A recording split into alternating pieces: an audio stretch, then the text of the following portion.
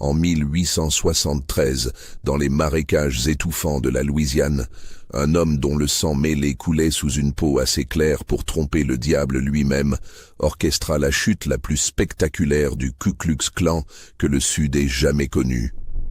19 membres furent pendus, non par la justice fédérale, mais par leur propre famille, leurs propres frères, leur propre père. Comment un seul homme put-il retourner la haine contre elle-même? Comment transforma-t-il des lyncheurs en victimes de leur propre corde? Si cette histoire vous glace déjà le sang, abonnez-vous à la chaîne et dites-nous dans les commentaires de quelle ville vous nous écoutez ce soir. Car ce que vous allez entendre pourrait bien changer votre vision de ce que fut réellement la reconstruction dans le Sud américain. Lafayette Parish, Louisiane, 1873. 8 ans après la fin de la guerre de sécession, les plaies de la défaite suppuraient encore dans cette région marécageuse où le français créole se mêlait à l'anglais du Sud, où les anciens esclaves tentaient de construire leur liberté sur les cendres des plantations, et où une organisation secrète semait la terreur sous des cagoules blanches. La paroisse de Lafayette était un microcosme de toutes les tensions qui déchiraient le Sud reconstruit. Les grandes propriétés sucrières, autrefois prospères grâce au labeur des esclaves, peinaient à survivre avec la main-d'œuvre salariée. Les anciens maîtres, dépouillés de leur pouvoir absolu, cherchaient par tous les moyens à restaurer l'ordre ancien. Les affranchis, théoriquement libres mais pratiquement enchaînés par la pauvreté et la violence, oscillaient entre espoir et désespoir. C'est dans ce chaudron bouillonnant qu'apparut un homme qui se faisait appeler Samuel Thibault. Grand, élancé, avec des traits fins et une peau d'un blanc laiteux que le soleil de Louisiane teintait à peine de bronze. Il parlait un anglais parfait, avec juste ce qu'il fallait d'accent du Sud pour paraître authentique. Ses cheveux, d'un brun sombre, étaient toujours soigneusement peignés en arrière avec de la brillantine, dissimulant leur texture légèrement crépue. Ses yeux, d'un vert trouble comme les eaux du bayou, ne révélaient rien de ses pensées. Samuel Thibault arriva à Lafayette au printemps de 1873, se présentant comme un vétéran de l'armée confédérée originaire de Caroline du Nord, venu chercher fortune dans les opportunités de la reconstruction.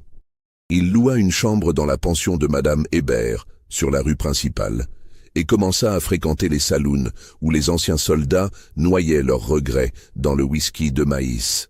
Personne ne savait que Samuel Thibault était né Samson Thibaudot, fils d'une esclave octavone et d'un contremaître blanc dans une plantation de Saint-Martin-Parish. Personne ne savait qu'il avait vu sa mère violée et tuée quand il avait 12 ans.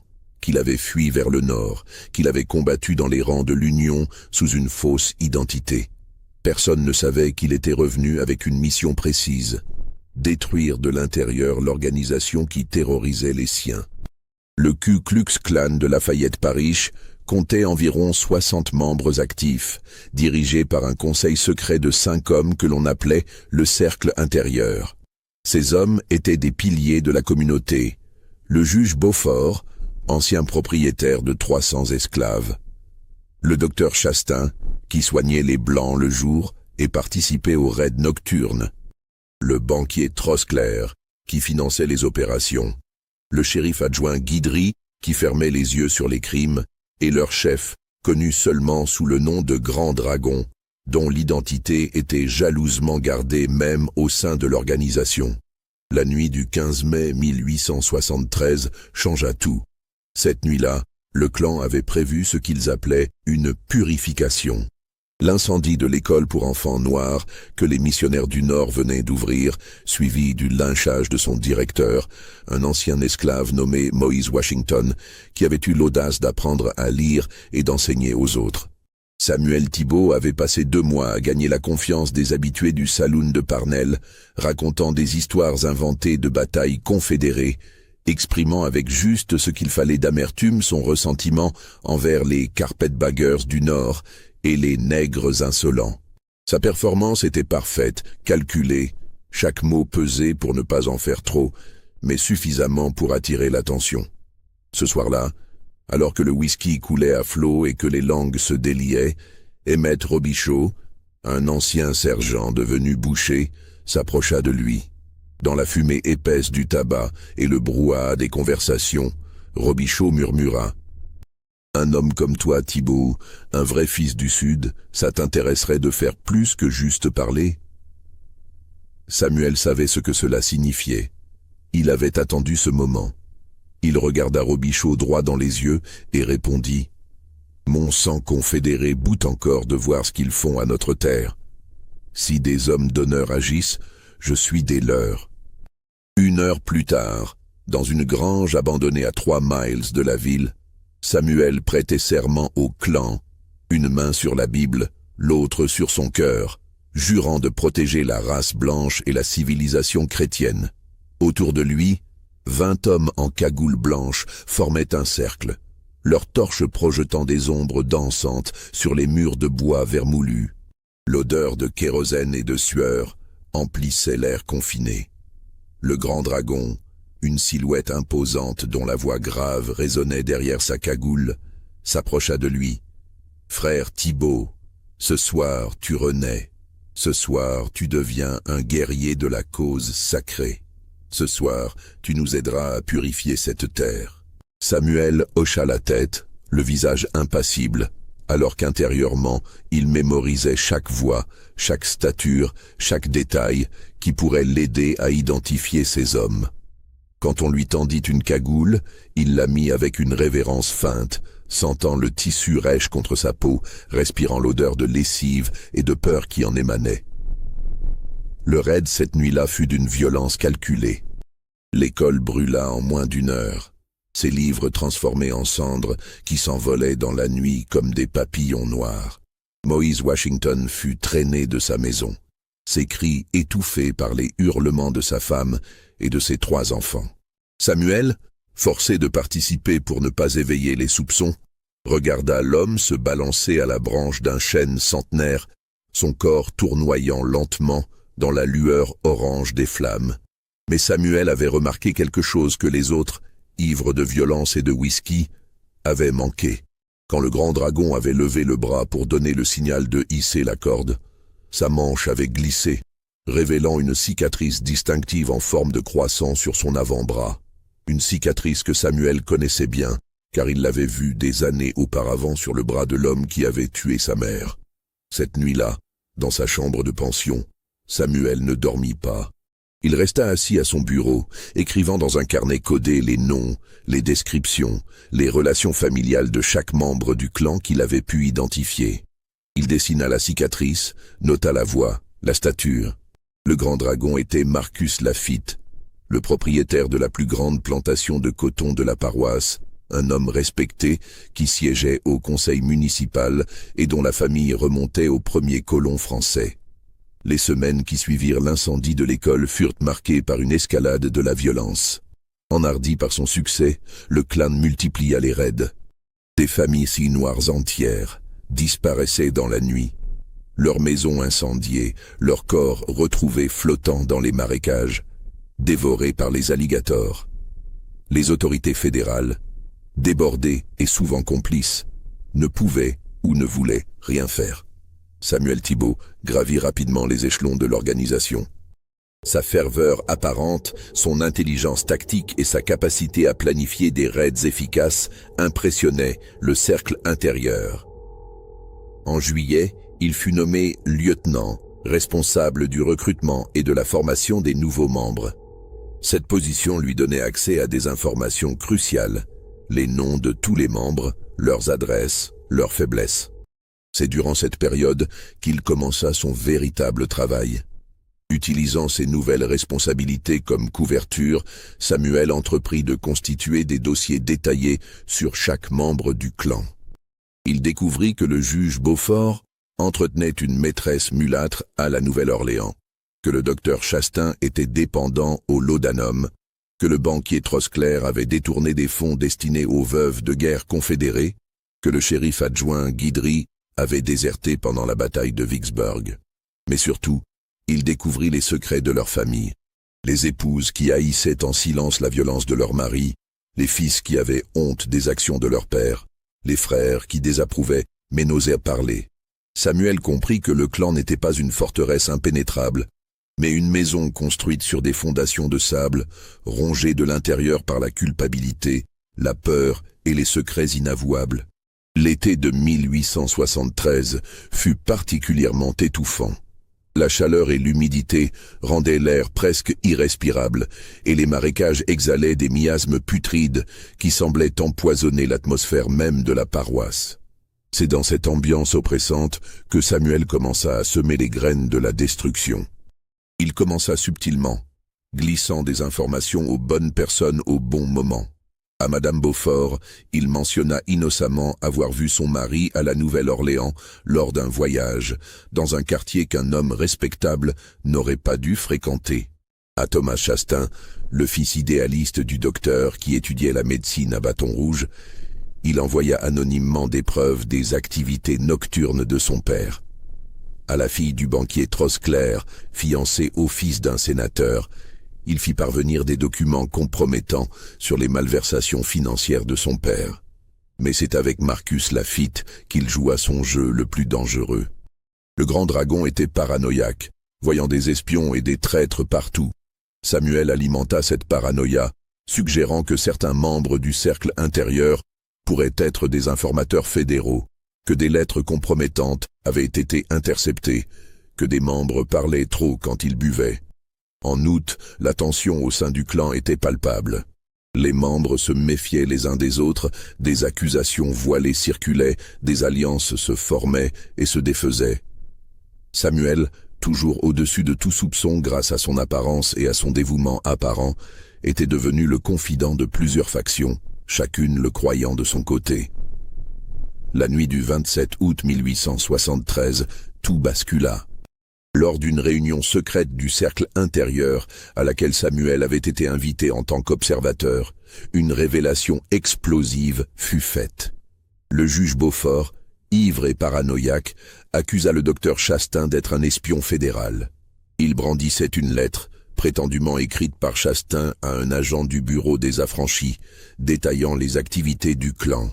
La lettre était un faux, habilement fabriqué par Samuel, utilisant du papier volé dans le cabinet du docteur et imitant son écriture qu'il avait étudiée pendant des semaines.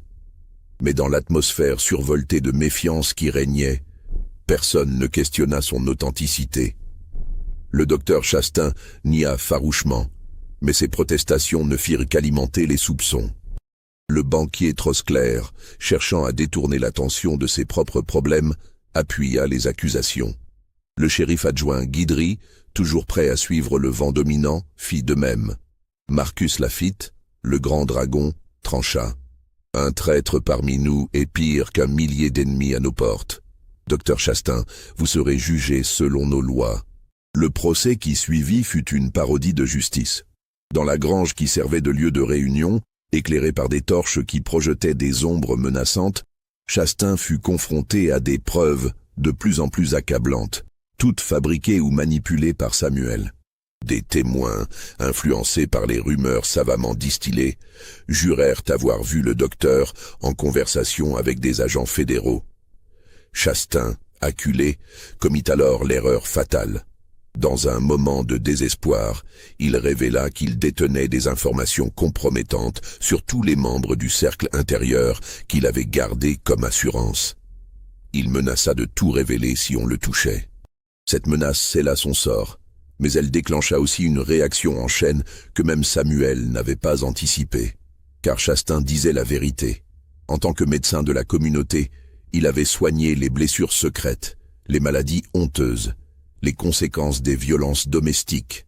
Il savait quelles épouses portaient les marques des coups, quels enfants n'étaient pas de leur père supposé, quelles familles cachèrent la folie ou la syphilis. La paranoïa explosa.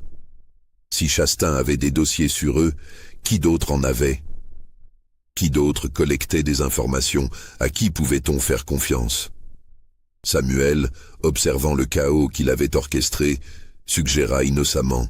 « Messieurs, si le docteur a vraiment ces documents, nous devons les trouver avant qu'ils ne tombent entre de mauvaises mains. Et nous devons nous assurer que personne d'autre ne fait la même chose. » Cette suggestion mit le feu aux poudres. Dans les jours qui suivirent, les membres du clan se mirent à fouiller les maisons les uns des autres, cherchant des preuves de trahison. Des documents furent découverts, plantés par Samuel, impliquant différents membres dans diverses trahisons. Un réseau complexe de suspicions mutuelles se tissa, chaque nouvelle découverte renforçant la méfiance générale. Thomas Chastain, le fils du docteur, rentré précipitamment de Bâton Rouge, confronta publiquement son père lors d'une réunion municipale. Les larmes aux yeux, il dénonça les activités du clan, révélant des détails que seul un initié pouvait connaître. Cette dénonciation publique créa un scandale énorme, divisant la communauté blanche elle-même. Madame Beaufort, ayant découvert l'infidélité de son mari grâce aux insinuations de Samuel, menaça de demander le divorce et de révéler tout ce qu'elle savait sur les activités nocturnes de son époux si celui-ci ne cessait pas immédiatement son implication dans le clan. Le juge, coincé entre sa réputation publique et ses activités secrètes, sombra dans l'alcoolisme et la paranoïa.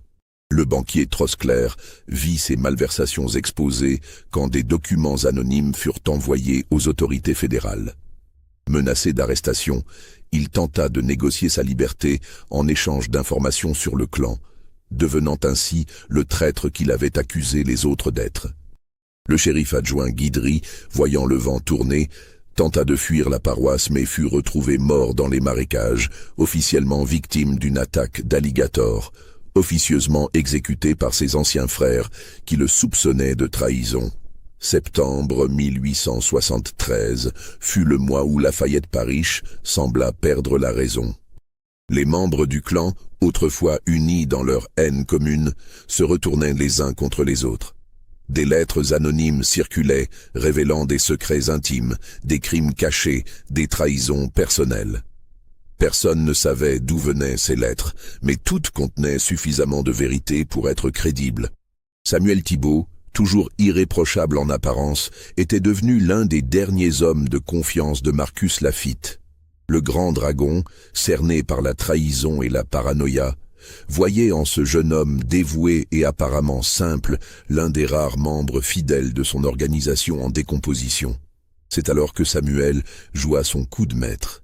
Il découvrit, dans les affaires du défunt shérif adjoint Guidry, une correspondance extensive avec les autorités fédérales datant de plusieurs mois avant sa mort.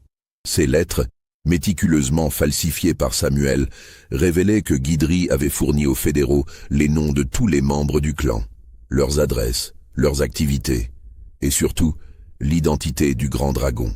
La nouvelle frappa comme la foudre. Si les fédéraux savaient tout, pourquoi n'avaient-ils pas agi? La réponse suggérée habilement par Samuel était terrifiante. Ils attendaient le bon moment pour frapper tous ensemble, pour faire un exemple qui résonnerait dans tout le Sud. La panique s'empara du clan. Des membres commencèrent à fuir la paroisse, abandonnant leurs familles et leurs biens. D'autres, plus désespérés, parlèrent de se rendre aux autorités en espérant la clémence. Mais le pire était à venir. Le 15 septembre, Marcus Laffitte convoqua une réunion d'urgence de ce qui restait du clan, environ 30 hommes sur les 60 originaux. Dans la grange maintenant familière, sous la lueur tremblante des torches, il annonça sa décision. « Mes frères, nous avons été trahis de l'intérieur. Le cancer de la trahison a rongé notre noble cause. Il n'y a qu'une solution. Nous devons nous purifier nous-mêmes. Ceux qui ont trahi doivent payer de leur vie, et ceux qui restent doivent prouver leur loyauté par le sang. Ce qu'ils proposaient était un pacte de sang. Chaque membre restant devrait exécuter un traître présumé pour prouver sa loyauté. Ceux qui refuseraient seraient considérés comme des traîtres eux-mêmes. L'horreur de cette proposition divisa immédiatement les membres restants. Certains, les plus fanatiques, approuvèrent. D'autres, horrifiés, tentèrent de partir mais furent retenus de force. La réunion dégénéra en confrontation violente. C'est alors que Samuel révéla la dernière pièce de son puzzle. Il produisit un document qu'il prétendait avoir trouvé caché dans la maison du juge Beaufort. Une liste de 19 membres du clan marquée d'une croix rouge avec la mention « à éliminer, ordre du grand dragon ». Marcus Laffitte nia farouchement avoir écrit cette liste, mais dans l'atmosphère de suspicion totale qui régnait, ces dénégations ne furent pas crues. Les 19 hommes dont les noms apparaissaient sur la liste, se croyant condamnés, se retournèrent contre leur chef. La confrontation qui suivit fut chaotique et violente. Dans la confusion, des coups de feu furent tirés. Marcus Laffitte fut blessé à l'épaule, plusieurs hommes furent battus et la grange prit feu. Incendiée par qui, personne ne le sut jamais avec certitude. Les survivants s'enfuirent dans la nuit, chacun convaincu que les autres voulaient sa mort. La grande organisation qui avait terrorisé la paroisse pendant des années s'effondrait dans le chaos et la violence intestine. Mais l'histoire ne s'arrêtait pas là, car les épouses, les fils, les filles de ces hommes avaient aussi reçu des lettres détaillant les crimes de leurs maris, pères, frères, des lettres accompagnées de preuves irréfutables. Et surtout, des lettres les avertissant que si ces hommes n'étaient pas punis, leurs familles entières seraient déshonorées, ruinées, peut-être même poursuivies comme complices. La nuit du 22 septembre 1873 resta gravée dans les mémoires comme la nuit des cordes. Ce ne fut pas une action coordonnée, mais plutôt une série d'événements simultanés qui semblaient orchestrés par une main invisible. Thomas Chastain trouva son père pendu dans son cabinet médical, une confession détaillée épinglée à sa poitrine. La confession, écrite de la main du docteur sous la contrainte de son propre fils, détaillait ses crimes au sein du clan. Thomas, déchiré entre l'amour filial et l'horreur des actions de son père, avait choisi ce qu'il considérait comme la justice. Madame Beaufort, aidée par ses deux fils adultes, enferma son mari dans la cave de leur maison et le laissa se pendre avec sa propre cravate plutôt que de faire face au déshonneur public. Les fils, officiers respectés de l'armée de l'Union, avaient menacé de révéler publiquement les crimes de leur père s'ils ne se rendaient pas à la justice. Face à ce choix impossible, le juge avait choisi la mort. La famille Trosclair fut trouvée morte dans leur maison, apparemment empoisonnée lors du dîner. La rumeur disait que Madame Trosclair, apprenant l'étendue des crimes de son mari et craignant pour l'avenir de ses enfants, avait choisi cette solution extrême. Mais certains murmuraient que c'était la fille aînée, dont le mariage avait été annulé à cause du scandale, qui avait versé l'arsenic dans la soupe. Marcus Laffitte, le grand dragon, connut le sort le plus ironique. Ses propres esclaves affranchis, ceux qu'il avait continué à traiter comme sa propriété malgré l'émancipation, l'attaquèrent dans sa plantation. Mais ce furent ses propres fils qui le livrèrent à la foule. Les jeunes hommes, élevés dans le Nord pendant la guerre, étaient revenus avec des idées nouvelles et avaient été horrifiés de découvrir les activités de leur père. Quand la foule vint pour Laffitte, ses fils ne levèrent pas le petit doigt pour le défendre. Il fut pendu aux mêmes chaînes où tant de ses victimes avaient trouvé la mort. En tout, 19 membres du clan trouvèrent la mort cette nuit-là et dans les jours qui suivirent. Certains furent tués par leur famille, d'autres se suicidèrent face à la révélation publique de leurs crimes, d'autres encore furent lynchés par des foules en colère. Une ironie amère du sort pour des hommes qui avaient eux-mêmes pratiqué le lynchage. Samuel Thibault assista à tout cela de loin, invisible dans les ombres. Son travail était presque terminé, mais il lui restait une dernière chose à faire. Dans la confusion qui suivit la nuit des cordes, il pénétra dans les ruines calcinées de la grange où le clan se réunissait. Là, sous une planche du plancher qu'il avait repérée des mois auparavant, se trouvaient les archives du clan, les listes de membres, les comptes rendus de réunions, les plans d'attaque futurs, les correspondances avec d'autres chapitres du clan dans d'autres paroisses et États. Il prit ces documents et les envoya anonymement au bureau des affranchis et aux journaux du Nord. La publication de ces documents créa un scandale national, forçant les autorités fédérales à agir contre les chapitres du clan dans toute la Louisiane et au-delà. Des centaines d'arrestations suivirent, et l'organisation déjà affaiblie ne s'en remit jamais complètement dans la région. Mais Samuel avait gardé un document pour lui, la vraie liste des membres du clan, avec leurs vrais noms, leurs vraies adresses. Cette liste, il l'envoya aux familles des victimes du clan, ces familles noires, qui avaient perdu des pères, des mères, des enfants. Il ne leur demandait pas de se venger, La plupart étaient trop terrorisés ou trop sages pour cela, mais simplement de savoir qui était leur bourreau, de mettre des visages sur leurs cauchemars, de comprendre que ces monstres étaient aussi des hommes, avec des faiblesses et des peurs. Le 25 septembre, Samuel Thibault quitta Lafayette-Parish aussi discrètement qu'il y était arrivé. Il laissa derrière lui une communauté brisée, traumatisée, forcée de confronter les horreurs qu'elle avait tolérées ou activement perpétrées. Les survivants du clan, ceux qui avaient échappé à la mort, vivaient dans la terreur constante, ne sachant jamais si leurs crimes passés reviendraient les hanter.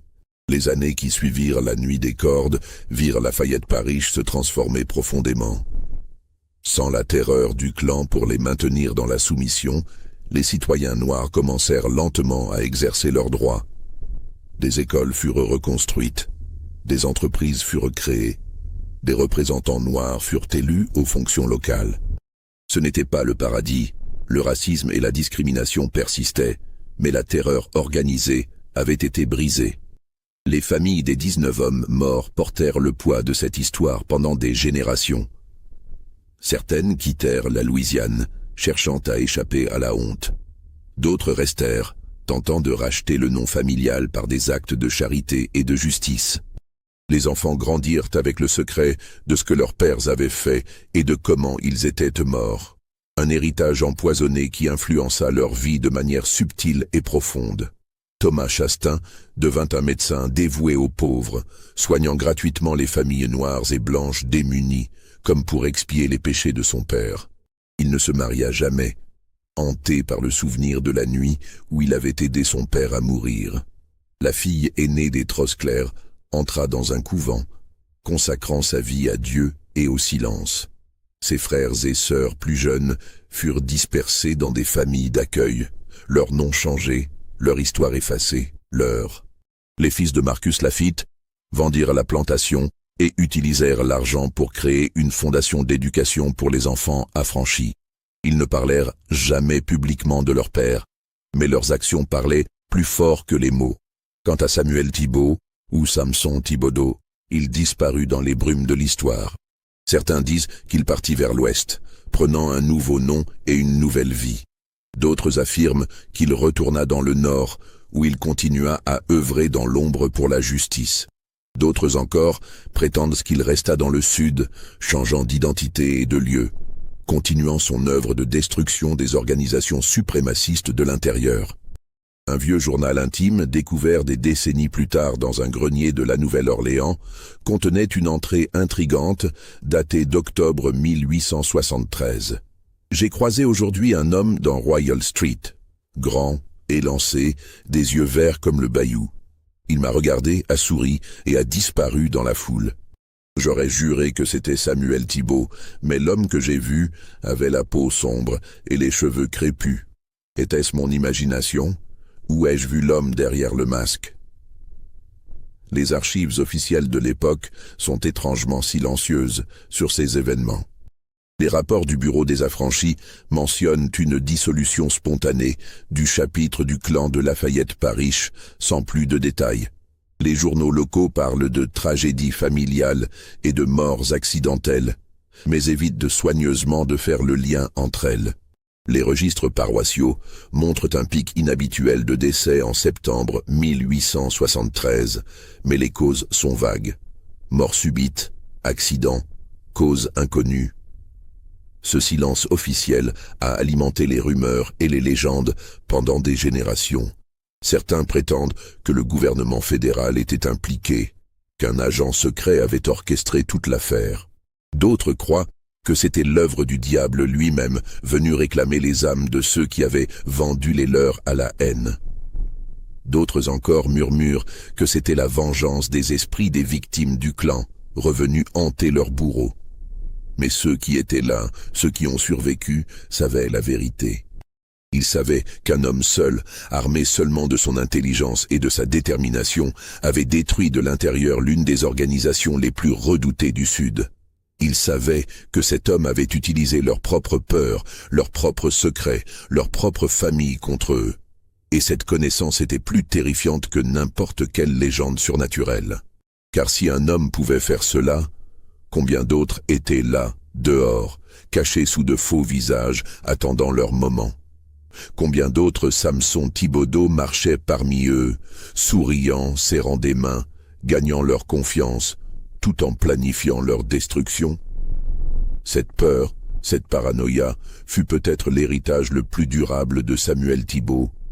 Le clan, quand il tenta de se reconstituer dans les années suivantes, ne retrouva jamais sa cohésion d'antan. Les membres potentiels hésitaient, se demandant si l'homme qui les recrutait était vraiment ce qu'il prétendait être. Les réunions étaient tendues, chacun surveillant les autres, cherchant des signes de trahison. La confiance, une fois brisée, ne pouvait être restaurée. En 1893, 20 ans après la Nuit des Cordes, un journaliste du Harper's Weekly vint à Lafayette Parish pour enquêter sur ces événements. Il trouva une communauté réticente à parler, des témoins qui prétendaient ne rien savoir, des archives mystérieusement disparues. Les quelques personnes qui acceptèrent de parler le firent sous couvert d'anonymat, et leurs récits étaient fragmentaires, contradictoires, comme si la mémoire elle-même avait été empoisonnée par les événements. Un vieil homme, ancien membre du clan qui avait survécu en fuyant la paroisse avant la Nuit des Cordes, lui dit « Vous voulez savoir ce qui s'est passé? Nous avons été détruits par notre propre haine. Pas par les fédéraux, pas par les nègres, pas même par ce fantôme de Thibault, s'il a vraiment existé. C'est notre propre poison qui nous a tués. Nous avons créé un monde de suspicion et de violence, et ce monde s'est retourné contre nous. » Le journaliste repartit avec plus de questions que de réponses. Son article, publié sous le titre « Les mystères de Lafayette Parish », suggérait l'existence d'un agent provocateur, mais ne pouvait le prouver. Les lecteurs du Nord y virent la preuve de la justice divine. Ceux du Sud y virent un avertissement. Aujourd'hui, si vous visitez Lafayette Parish, vous ne trouverez aucun monument, aucune plaque commémorative de ces événements. La grange où le clan se réunissait a été rasée, le terrain transformé en champ de canne à sucre. Le chêne où tant d'hommes furent pendus a été abattu lors d'une tempête en 1912. Les maisons des familles impliquées ont été vendues, rénovées, leurs histoires effacées sous de nouvelles couches de peinture. Mais les vieux de la paroisse connaissent encore les histoires. Ils les murmurent lors des veillées, les soirs d'orage, quand le vent hurle dans les cyprès. Ils parlent de l'homme aux deux visages, du métis qui passa pour blanc, de l'espion qui retourna la haine contre elle-même. Ils parlent des 19 cordes, des 19 familles brisées, des 19 secrets enterrés. Et parfois, très rarement, un vieil homme ou une vieille femme prétend avoir connu Samuel Thibault, ou Samson Thibodeau, ou peut-être était-ce un autre nom encore. Ils disent qu'il était gentil avec les enfants, qu'il savait écouter, qu'il avait des yeux qui semblaient voir à travers les âmes. Ils disent qu'il leur a appris que la plus grande arme contre la haine n'est pas l'amour, mais la vérité, que les secrets sont plus dangereux que les balles, que ceux qui vivent par la terreur périront par leur propre peur. Ces témoignages sont-ils vrais?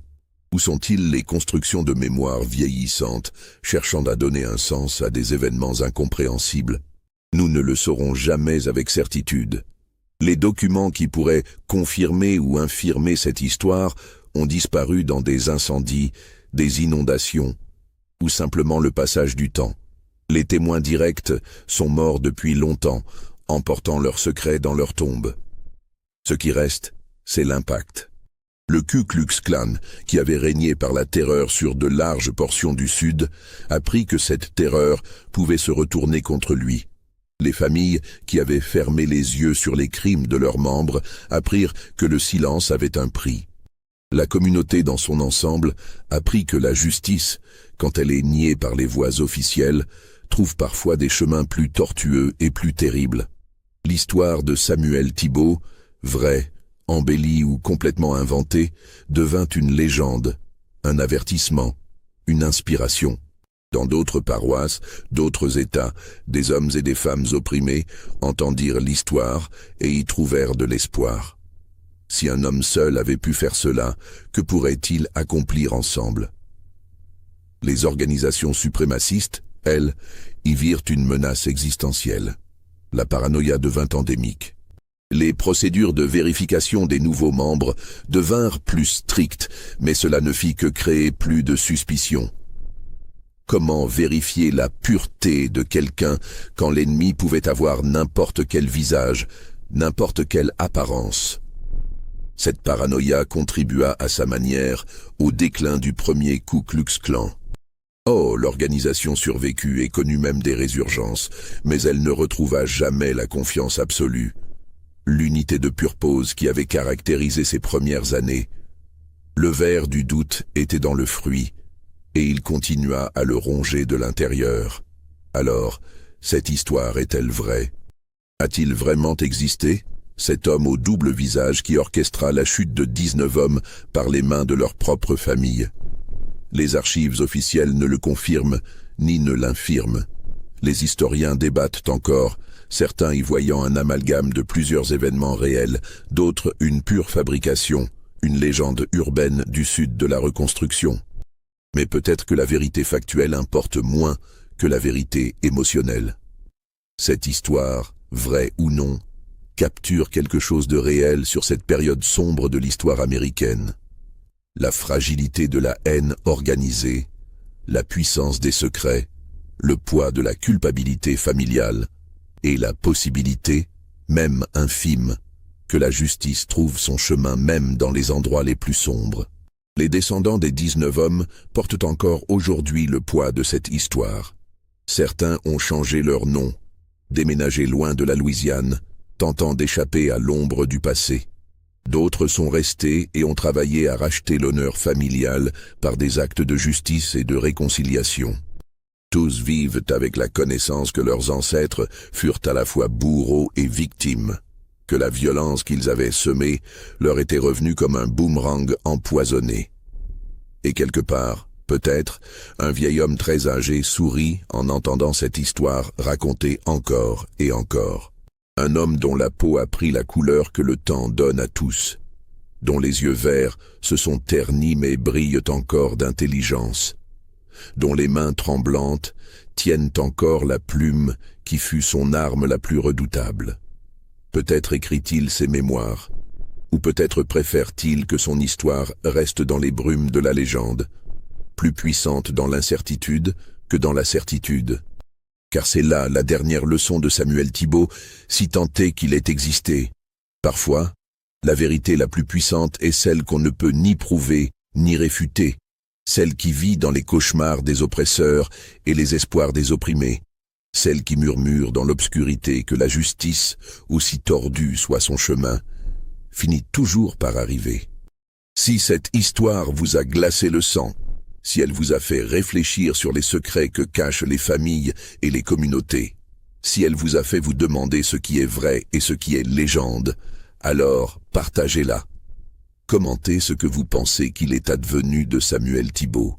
Croyez-vous qu'il ait vraiment existé, que d'autres comme lui aient pu exister? Abonnez-vous à notre chaîne pour d'autres histoires tirées des ombres de l'histoire. Ces récits que les archives officielles préfèrent oublier, ces vérités qui dérangent encore aujourd'hui. Car dans chaque légende, il y a un grain de vérité, et dans chaque vérité, la possibilité d'une légende. L'histoire de Lafayette Parish nous enseigne que les monstres ne sont pas dans les marécages ou dans les ombres, ils sont dans les cœurs des hommes ordinaires qui choisissent la haine plutôt que l'humanité.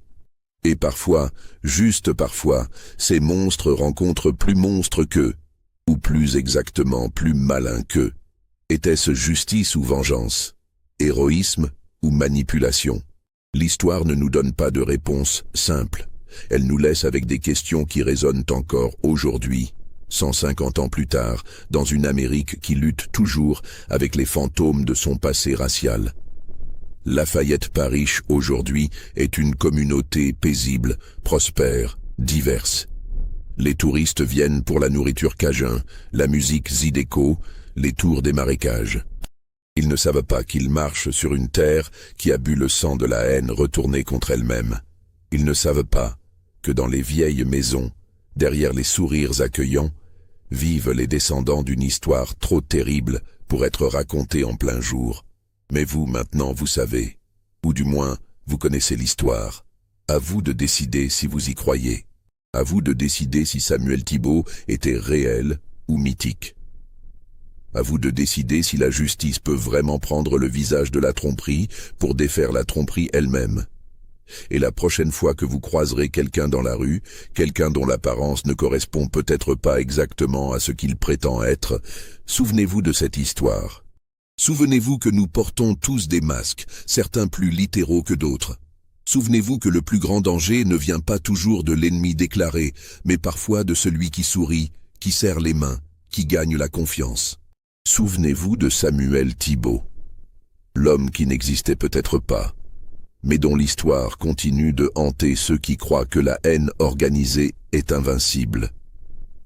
Car si cette histoire nous enseigne quelque chose, c'est que même les organisations les plus redoutables, les plus violentes, les plus sûres d'elles-mêmes, portent en elles les graines de leur propre destruction. Et parfois, il suffit d'un seul homme, avec la bonne apparence, le bon plan et la patience de laisser la haine se consumer elle-même, pour que ces graines germent et deviennent les arbres auxquels les bourreaux finissent par se pendre eux-mêmes. L'histoire est-elle vraie? Les archives ne le disent pas.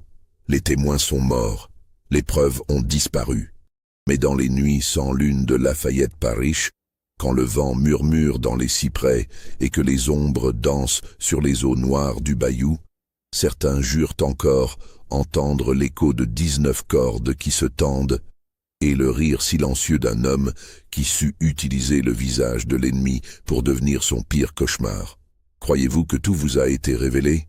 Qu'il n'y a pas d'autres secrets enterrés dans les marécages de Louisiane? Commentez ce que vous pensez. Abonnez-vous pour ne manquer aucune de nos histoires tirées des archives oubliées de l'histoire. Et partagez avec ceux qui, comme vous, cherchent la vérité dans les ombres du passé. Car l'histoire de Samuel Thibault, vraie ou fausse, nous rappelle une vérité éternelle. Ceux qui vivent par l'épée périront par l'épée, et ceux qui sèment la terreur récolteront leur propre destruction. Dans les méandres de l'histoire américaine, dans les silences coupables des archives, dans les secrets transmis de génération en génération, vit cette certitude. La justice, même déguisée, même patiente, même cruelle, finit toujours par frapper. Et parfois, elle frappe avec le visage même de ceux qu'elle vient punir.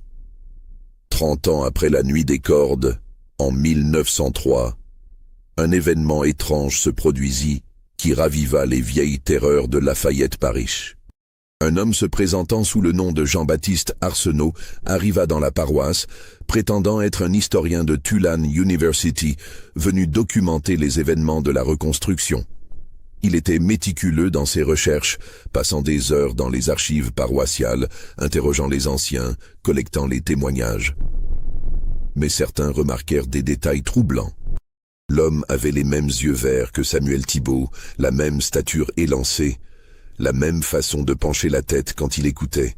Bien sûr, sa peau était plus sombre, ses cheveux crépus grisonnants, et il boitait légèrement de la jambe gauche. Mais ses yeux semblaient apporter le poids de secrets anciens. Madame Adélaïde Dubois, qui avait été servante dans la maison des Laffitte, jura qu'elle l'avait reconnu. Elle raconta qu'une nuit, alors qu'elle passait devant la pension où logeait l'historien, elle l'avait entendu parler dans son sommeil. Il murmurait des noms. Marcus Laffitte, Beaufort, Chastain, Trosclair, Guidry. Les noms des morts de la nuit des cordes. L'historien resta 3 mois à Lafayette Parish. Durant son séjour, des choses étranges se produisirent. Des documents longtemps perdus réapparurent mystérieusement dans les archives. Des lettres anonymes furent envoyées aux descendants des 19 hommes, contenant des détails sur leurs ancêtres que personne d'autre n'aurait pu connaître. Certaines familles reçurent des photographies jaunies montrant leurs aïeuls en tenue du clan. Des images qu'ils croyaient détruites depuis longtemps. Le plus troublant fut la découverte, dans le grenier abandonné de l'ancienne maison Beaufort, d'un journal intime qui semblait être celui de Samuel Thibault lui-même. Le journal détaillait minutieusement comment il avait orchestré la chute du clan, comment il avait manipulé chaque membre, planté chaque preuve, écrit chaque lettre anonyme. C'était un manuel de manipulation psychologique et de guerre de l'ombre. Mais le journal contenait aussi des passages plus personnels, plus douloureux. Il parlait d'une enfance volée, d'une mère violée et assassinée devant ses yeux, d'un père blanc qui l'avait renié, d'années passées à apprendre à naviguer entre deux mondes, ni vraiment noir, ni vraiment blanc, toujours en marge, toujours en observation. Il écrivait « Je suis devenu un caméléon par nécessité, changeant de couleur selon l'environnement, adoptant les manières et les préjugés de ceux que je devais détruire. Chaque sourire était calculé, chaque amitié, une trahison en devenir. J'ai perdu mon âme pour sauver mon peuple, et je ne sais plus qui je suis vraiment sous tous ces masques. » Un passage particulièrement troublant décrivait la nuit où il avait assisté au lynchage de Moïse Washington. « J'ai dû rester immobile. J'ai dû applaudir même, alors que cet homme innocent mourait.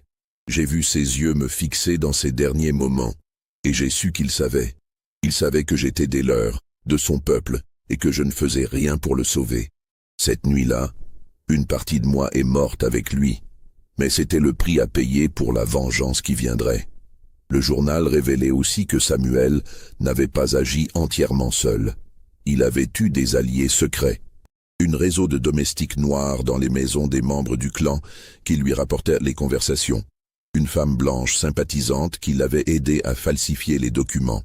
Même un membre du bureau des affranchis qui fermait les yeux sur ses activités illégales en échange d'informations.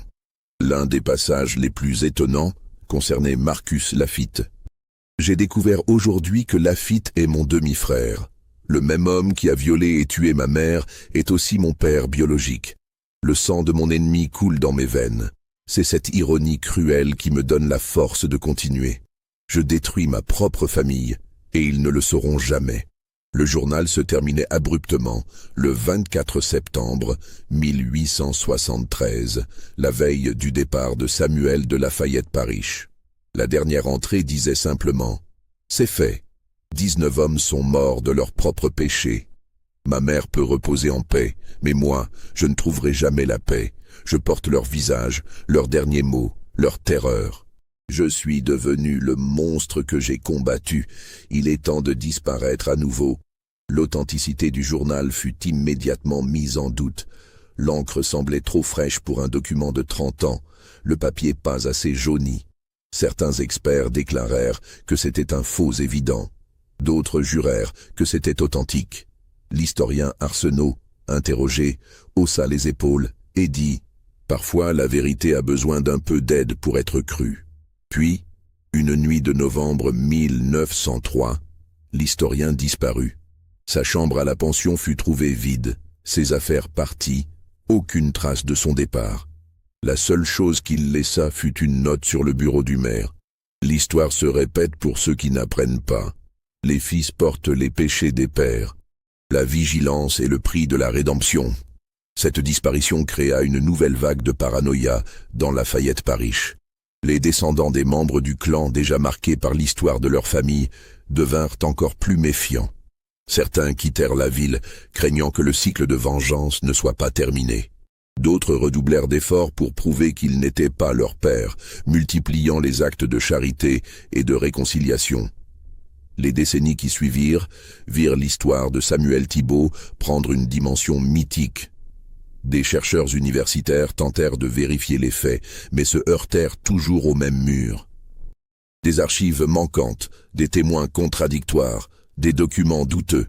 C'était comme si quelqu'un avait délibérément brouillé les pistes, mélangeant vérité et fiction jusqu'à ce qu'il soit impossible de les distinguer.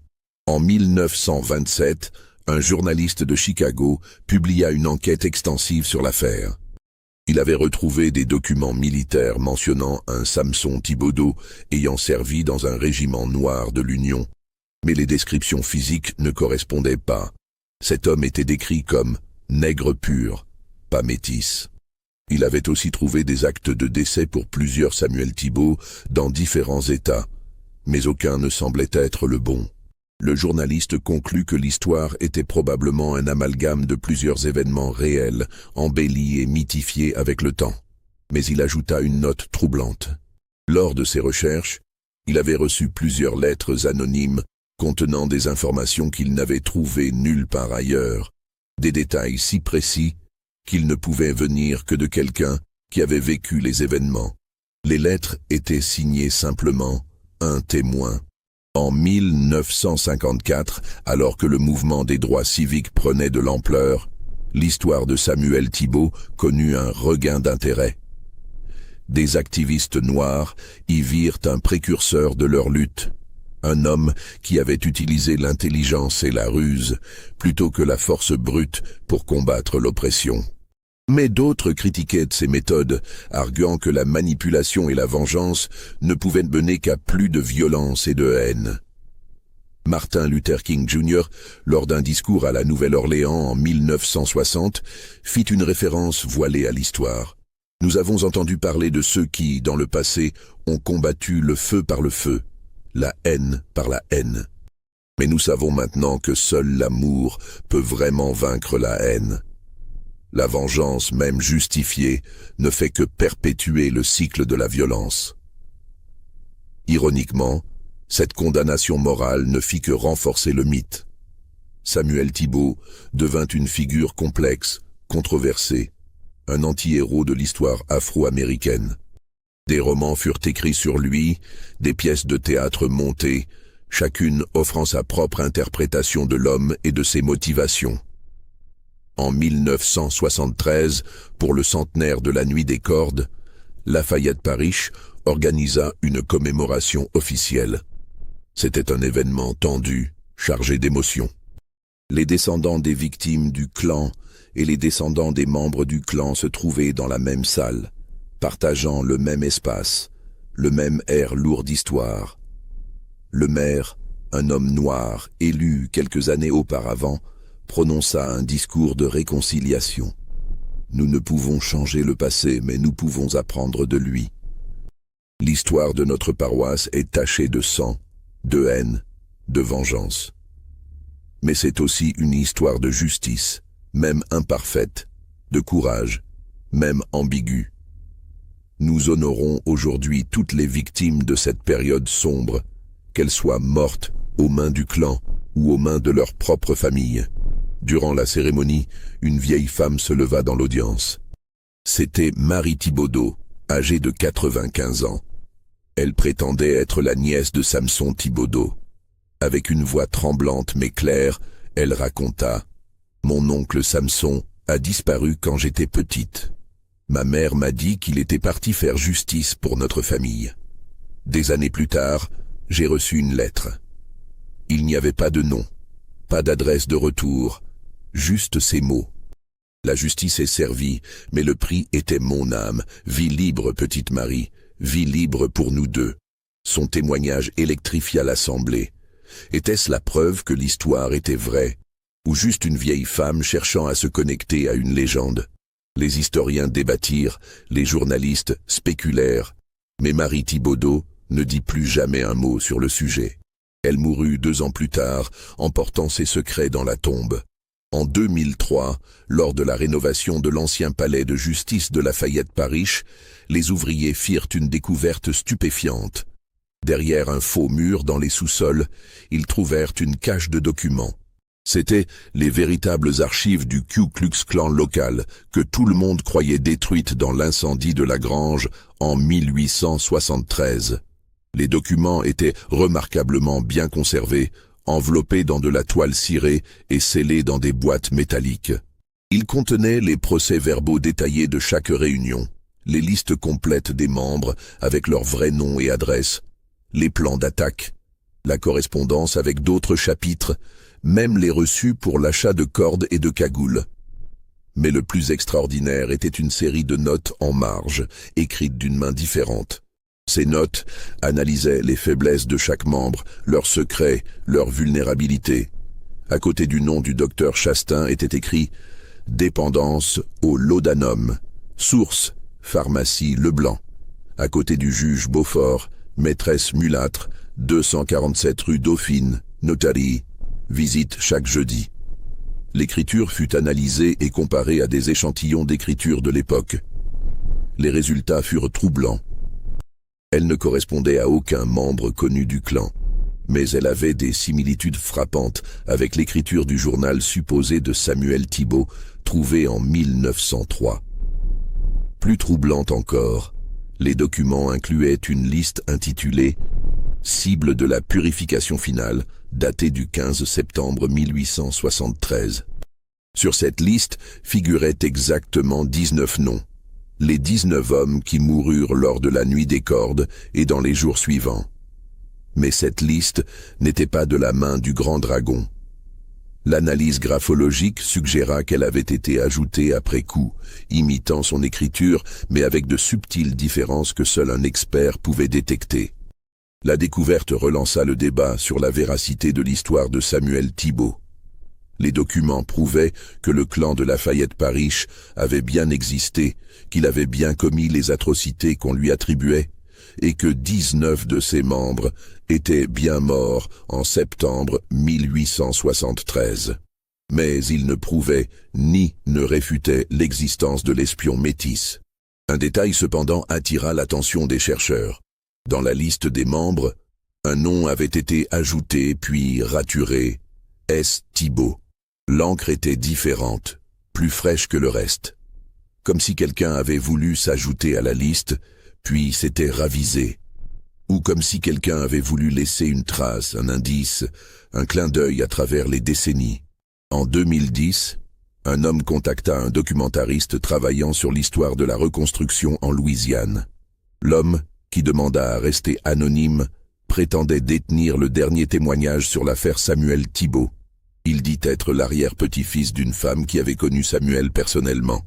Selon ce témoignage, transmis oralement de génération en génération, Samuel Thibault et Samson Thibodeau étaient bien la même personne.